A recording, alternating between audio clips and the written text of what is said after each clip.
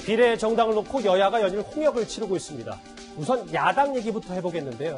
최근 비례대표 공천을 두고 모 정당인 이 미래통합당 황교안 대표와 갈등을 빚은 한선교 미래한국당 대표가 오늘 오후에 결국 대표직을 내려놨습니다. 참으로 가서운 장면을 위해서 한줌도 안 되는 그 야당의 권력을 그 부패한 권력이 참으로 보여주고 싶었던 저의 계획을 나가버립니다. 가만두지 않겠다.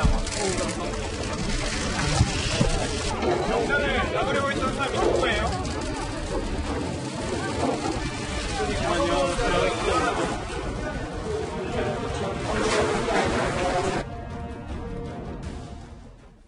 오늘 여의도 정치권 최대 이슈였어요. 김태현 변호사님. 그렇죠. 예. 공천한 부결에 결국 대표직을 내려놨는데 근데 가소로운 자들 누구를 좀 지칭하는 겁니까? 먼저 그 이후에 이제 기자들이 묻지 않았어요. 황교안 대표를 지칭하는 거냐고. 근데 황교안 대표는 아니라고 했습니다.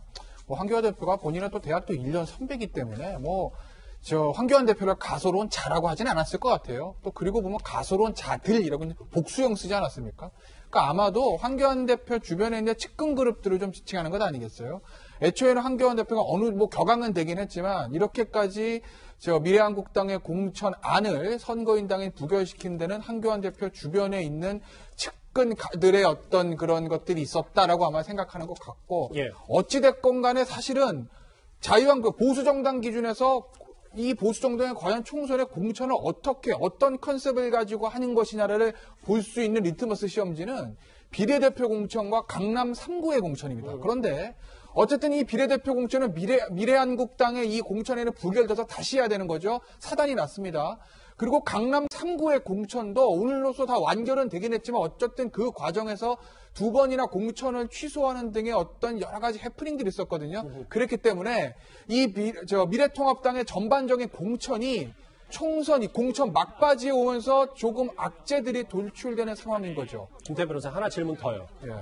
오늘 황교안 대표가 대충 넘어갈 수 없다. 단호한 결단이 필요하다. 그 이후에 한성규 대표가 이제 사퇴를 했기 때문에 그러면 지금 나왔던 한마평에 올랐던 이름이 올랐던 다 그 비례대표 순번들 다 바뀌는 겁니까 그러면? 글쎄 다 바뀔지 일부는 남고 또 일부만 바뀔지는 저희가 알 수는 없으나 일단 누가 남고 누가 들어가냐는 걸 떠나서 일단 컨셉은 전원 교체로 보시는 게 맞을 것 같습니다. 물론 전원 교체한다고 해서 1번부터 20번 다 바뀌느냐 그건 아닐 건데 전원 교체 컨셉을 가지고 황교안 대표와 직접 미래통합당에서 영입했던 인사들 위주로 하고 그리고 지금 들어가 있는 20번 내에 들어가 있는 사람들 중에서도 살릴 필요가 있다고 하는 사람들도 살리는 형태로서 어떤 구성이 되겠죠. 근데 다만 여기서 황교안 대표가 좀 주의해야 될 건 지금 사실은 지역구 공천 때부터 황교안 대표가 측근들 챙기지 못했기 때문에 리더십 흔들리는 거 아니냐 이런 얘기가 있었습니다. 예. 거기에 대한 반작용으로 결국 미래한국당의 비례대표 명단이 전원 이제 교체가 되는 수순에 왔는데 여기서 이 20명을